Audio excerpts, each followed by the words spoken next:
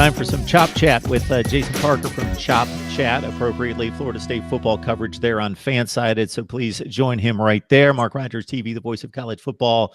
You know the deal here. Hopefully we discuss, debate, and analyze college football each and every day, and hopefully you join us. Please share the videos, like the videos, comment, and subscribe. We're talking Florida State football. What position battle outside of the quarterback realm intrigues you? There's a lot of fun battles, actually. And I'm going to tell you one that people aren't really talking about. I think you could easily see, for the first time in years, an Aguayo not kicking for the Seminoles this year. Towards the end of last year, Ricky struggled. I think he had the problem of, you're following your brother, who was arguably the best college kicker maybe the last decade. He comes out the first game against Ole Miss in 2016, has a school record for field goals, and since then you've seen him start to struggle a little bit. So they signed a kicker this year from up in Georgia who could easily make things interesting in that battle. And I say that with kind of a smirk on my face because, you still don't know about the offensive situation. So you want to get points wherever possible. So, 3 points is better than nothing. So I think that's going to be an interesting position battle right there. And I think at the linebacker spot, I think linebacker was the one spot last year where you almost had, players by committee playing the spot. You had the defensive line was solid up front. The secondary was horrible. And the linebackers were basically just what two or three guys can get on the field at the time.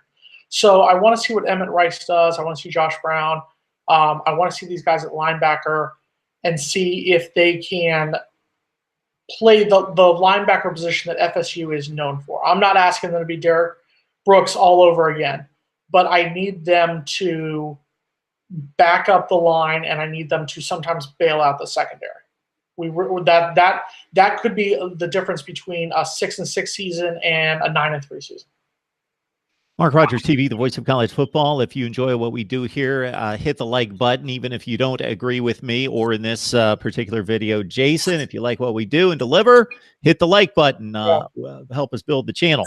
Now, before we started to record, Jason gave me credit for planting the Florida State helmet front and center on the top shelf here, but unfortunately next to Florida, so we had to make a bit of a switch there. I moved LSU in its place, and Jason, you had mentioned that there is talks about getting those two teams together. Yeah, a couple months ago, there have been rumors that have gone around about them possibly scheduling a neutral site 1 year in New Orleans, 1 year in Orlando. And that would be interesting. I think a lot of fans would like to see that. They haven't played in almost 3 decades. 1991 was the last time they played in Baton Rouge. So that'd be interesting. I feel like games like that would be great for college football. I've written a couple articles in the past about some of the different Power 5 matchups that should be played. I'm personally one of those guys who would like to see them play more at home. I understand the need of neutral site. We got Florida and Miami opening the year in Orlando, games in Atlanta, Dallas. I get it. It's about money. I understand. Florida State's playing in Jacksonville against Boise State for that very reason. That being said, I'm old school in that regard. I'd rather FSU go under the lights in Death Valley, and I'd rather the purple and gold come to Tallahassee for a game. I think that's what college football is.